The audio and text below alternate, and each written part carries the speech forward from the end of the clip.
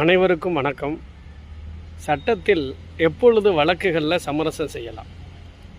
ஒரு புகாரின் பேரிலான எஃப்ஐஆர் தாக்கல் செய்யப்பட்ட பிறகு விசாரணை காவல் நிலையத்தில் புகார் கொடுத்தவர், அதில் குற்றம் சாட்டப்பட்டவர்கள் எழுத்து மூல வாக்குமூலத்தின் அடிப்படையில் முன்னொரு காலங்களில் அந்த வழக்குகள் சமரசம் செய்து கொள்ளப்பட்டது.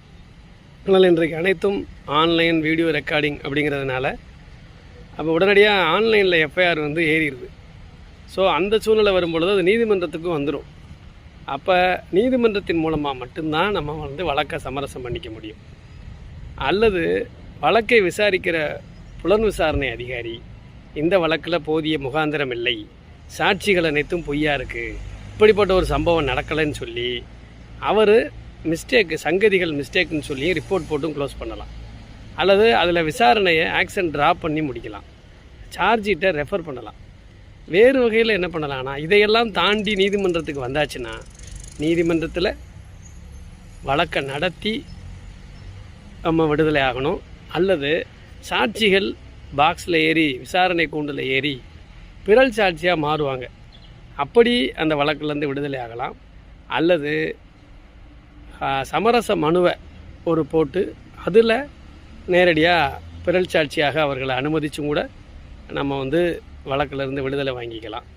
அல்லது காம்ப்ரமைஸ் குவாஸ் பெட்டிஷன் அப்படின்னு சொல்லி நேரடியாக உயர்நீதிமன்றத்தில் அந்த மனுவை தாக்கல் செய்து இருதரப்பும் கம்ப்ளைனன்ட் பார்ட்டி அக்யூஸ்டு பார்ட்டி ரெண்டு தரப்பு வழக்கறிஞரை வச்சு அந்த மனுவை தாக்கல் பண்ணி அதில் அந்த சார்ஜ் ஷீட்டை ஒட்டுமொத்தமாக குவாஸ் பண்ணிடலாம், ஆக்ஷன் ட்ராப் பண்ணலாம்.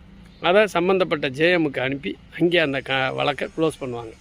இது எந்தெந்த கேஸில் காம்ப்ரமைஸ் குவாஸ் பண்ணிக்கலான்னா, 7 ஆண்டுகளுக்கு உள்ள தண்டனை கொடுக்குற எல்லா வழக்குகள்லையும் காம்ப்ரமைஸ் குவாஸ் பண்ணிக்க முடியும். 2 தரப்பும் ஒத்துக்கணும். அது மட்டும் இல்லை, ஒரு நபர் அதில் குற்றஞ்சாட்டப்பட்டவர் வெளிநாட்டில் இருந்தால் கூட இப்போ வீடியோவில் விசாரித்து அவரை பொறுத்தும் நம்ம குவாஸ் பண்ணிக்கலாம். ஆனால் கொலை வழக்குகள், பெண்களுக்கு எதிரான பாலியல் ரீதியான வழக்குகள், குழந்தைகளுக்கு எதிரான வழக்குகள், இதில் எந்த சூழ்நிலையிலும் காம்ப்ரமைஸ் குவாஸ் பண்ண முடியாது. ஈவன் கொலை முயற்சி வழக்குகளில் கூட காம்ப்ரமைஸ் குவாஸ் பண்ணிக்கிறாங்க. ஆக சமரசம் செய்து கொள்வதில் நியாயம் இருந்தால் அந்த மனு நீதிமன்றத்தில் அனுமதிக்கப்படும்.